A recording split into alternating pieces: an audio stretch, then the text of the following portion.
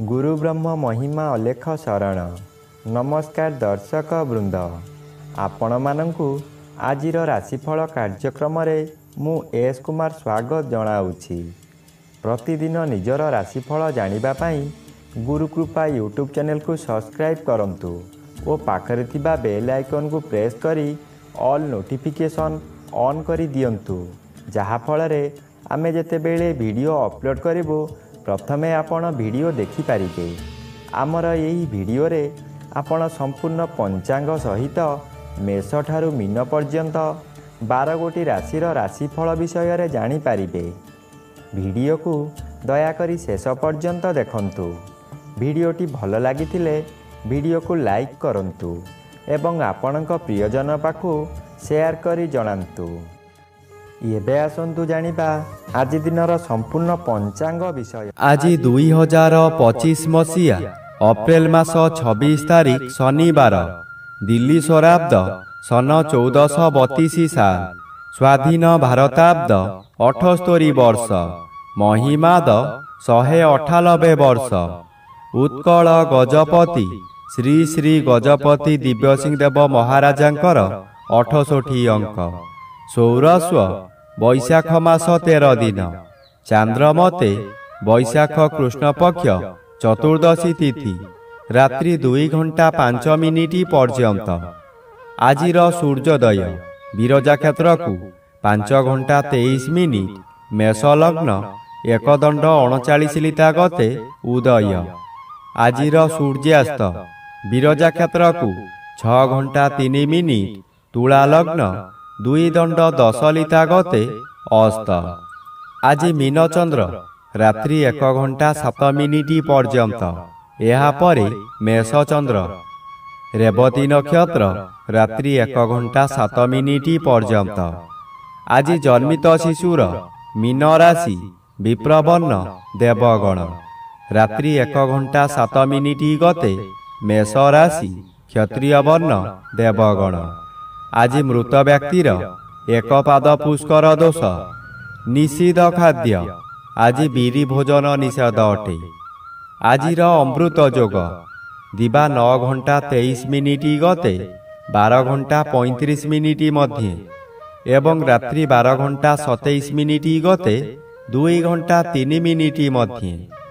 आजिर महेंद्र जोग नाही। आजिर काल बेला प्रातः 6 घंटा 57 मिनिट मध्य एवं अपराह्न 4 घंटा 22 मिनिट गते 6 घंटा 3 मिनिट मध्य। आजिर 12 बेला दिवा 1 घंटा 13 मिनिट गते 2 घंटा 49 मिनिट मध्य।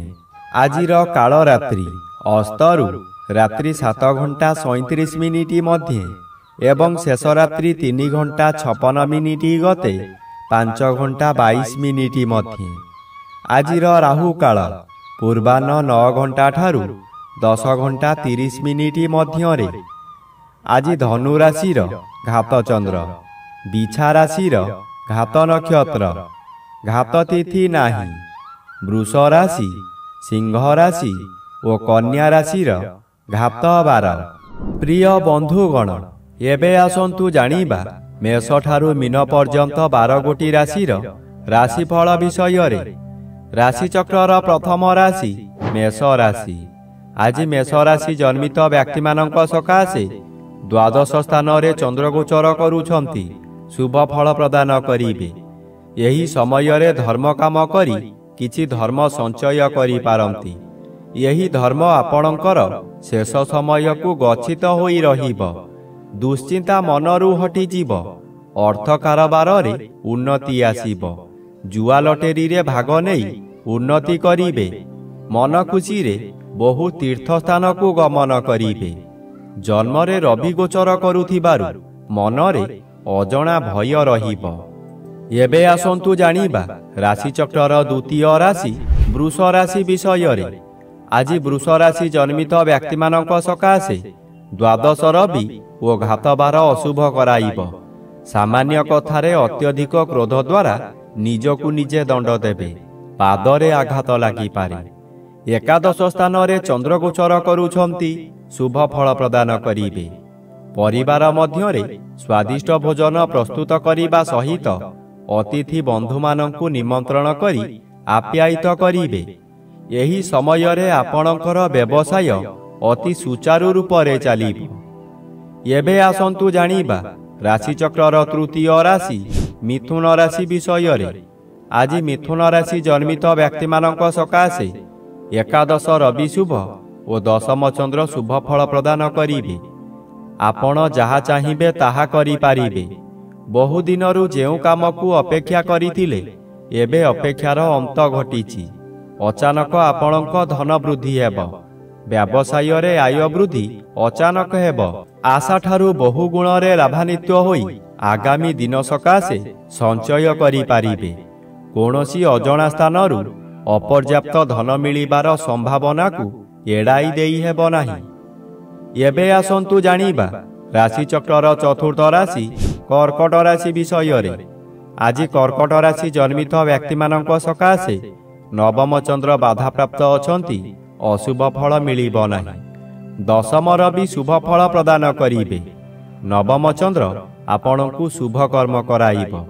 ଆପଣ ଯେଉଁ କର୍ମ ପୂର୍ବରୁ ଆରମ୍ଭ କରିଥିଲେ, ସେ କାର୍ଯ୍ୟ ଏହି ସମୟରେ ପୂରଣ ହୋଇଯିବ। ପୂଜାପାଠ ଓ ଗୁରୁ ଭକ୍ତିରେ ମନୋନିବେଶ କରିବେ। କୌଣସି ଅନୁଷ୍ଠାନରେ ବହୁ ଆର୍ଥିକ ସାହାଯ୍ୟ କରିପାରନ୍ତି। ପରିବାରର ଗୁରୁଜନମାନେ ଆଶୀର୍ବାଦ କରିବେ। ଦୈବୀ କୃପା ଠିକ୍ ସମୟରେ ମିଳିବ। ଏବେ ଆସନ୍ତୁ ଜାଣିବା ରାଶିଚକ୍ରର ପଞ୍ଚମ ରାଶି ସିଂହ ରାଶି ବିଷୟରେ। ଆଜି ସିଂହ ରାଶି ଜନ୍ମିତ ବ୍ୟକ୍ତିମାନଙ୍କ ସକାଶେ ଅଷ୍ଟମ ସ୍ଥାନରେ ଚନ୍ଦ୍ରଗୋଚର କରୁଥିବାରୁ ଅଶୁଭ ଫଳ ମିଳିବ। ଘାତବାର ଅଶୁଭକୁ ବୃଦ୍ଧି କରାଇବ। ଅଷ୍ଟମ ସ୍ଥାନ ଆୟୁ ସ୍ଥାନ ଓ ମାରକ ସ୍ଥାନ। ଚନ୍ଦ୍ର ଏପରି ଏକ ଗ୍ରହ ମୃତ୍ୟୁକୁ ମଧ୍ୟ ମାରିପାରେ। ଚନ୍ଦ୍ର ଅଷ୍ଟମରେ ଭ୍ରମଣ କରୁଥିବା ସମୟରେ ବହୁ ଦୁର୍ଘଟଣା ମଧ୍ୟ ଘଟାଇପାରେ। ତାହା ମାନସିକ ହେଉ କିମ୍ବା ଶାରୀରିକ। ନିଜକୁ ସତର୍କ ନ ରହିଲେ ନିଜ ଗୋଡ଼ରେ ନିଜେ କୁରାଢ଼ି ମାରିବା ସଦୃଶ୍ୟ ହେବ। ଏଣୁ ମନକୁ ଶାନ୍ତ ରଖନ୍ତୁ। ଏବେ ଆସନ୍ତୁ ଜାଣିବା ରାଶିଚକ୍ରର ଷଷ୍ଠ ରାଶି କନ୍ୟା ରାଶି ବିଷୟରେ। ଆଜି କନ୍ୟା ରାଶି ଜନ୍ମିତ ବ୍ୟକ୍ତିମାନଙ୍କ ସକାଶେ ଅଷ୍ଟମ ରବି ଅଶୁଭ ଓ ଘାତବାର ଅଶୁଭ କରାଇବ। ଆପଣ ଯେତେ ଚେଷ୍ଟା କଲେ ମଧ୍ୟ ଆପଣଙ୍କୁ କେହି ଭଲ ପାଇବେ ନାହିଁ। ଆପଣଙ୍କ କଥାକୁ ଭୁଲ ବୁଝିବେ। ସପ୍ତମ ସ୍ଥାନରେ ଚନ୍ଦ୍ରଗୋଚର କରୁଛନ୍ତି, ଶୁଭ ଫଳ ପ୍ରଦାନ କରିବେ। ଆପଣଙ୍କ ପରିବାର ମଧ୍ୟରେ ହସ ଖୁସିର ଉତ୍ତମ ବାତାବରଣ ଆସିବ। ଏହି ସମୟରେ ଆପଣଙ୍କ ଜନ୍ମସ୍ଥାନଠାରୁ ଦୂରରୁ ଖୁସି ଖବର ମିଳିବ। ଆୟ ବୃଦ୍ଧି ହେବ। ସ୍ୱାମୀ କିମ୍ବା ସ୍ତ୍ରୀ ଜଣେ ଅନ୍ୟ ଜଣଙ୍କୁ ନିବିଡ଼ ଭାବରେ ଭଲ ପାଇବେ। ଏବେ ଆସନ୍ତୁ ଜାଣିବା ରାଶିଚକ୍ରର ସପ୍ତମ ରାଶି ତୁଳା ରାଶି ବିଷୟରେ। ଆଜି ତୁଳା ରାଶି ଜନ୍ମିତ ବ୍ୟକ୍ତିମାନଙ୍କ ସକାଶେ ଷଷ୍ଠ ସ୍ଥାନରେ ଚନ୍ଦ୍ରଗୋଚର କରୁଛନ୍ତି, ଶୁଭ ଫଳ ମିଳିବ।